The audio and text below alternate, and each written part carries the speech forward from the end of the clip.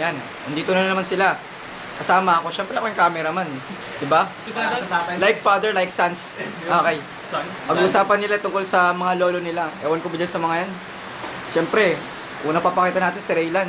Napakagwapo. Ako yun. Mahal niya si Ebrado. Ay, grabe ka. Grabe ka naman, ako Sir Lego lang. Sabi sa Arlego. Basta ako, crush ko, yun na yan, si ano. Oh. Oh, narinig niyo yun. Di Mintisa? Si Bentisa. Halika. Oh. Buwento ako yun. Oh, sige, kwento ka.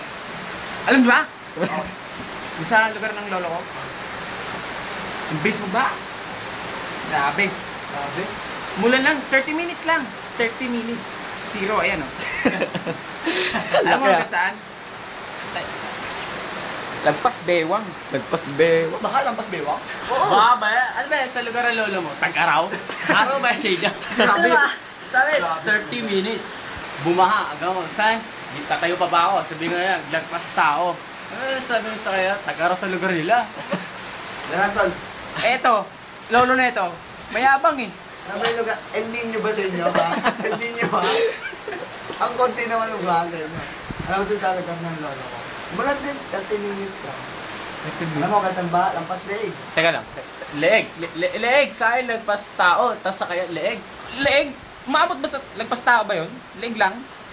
Marunong ba mag-aral na? Gusto ba ako? Sabay ko kanina. Hindi pa. Alam mo, lampas leeg, di ba? Lampas leeg. Leeg ng giraffe. Grabe.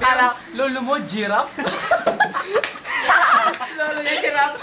Lolo daw niya giraffe. Lolo niya, giraffe. Okay, para wala actually. Palo pa na XY. XY daw. Teka lang, may kasama kami. Roy, ikaw na, Roy. Roy, ikaw na. Roy, ikaw na, Roy. Roy. Roy, na. Roy.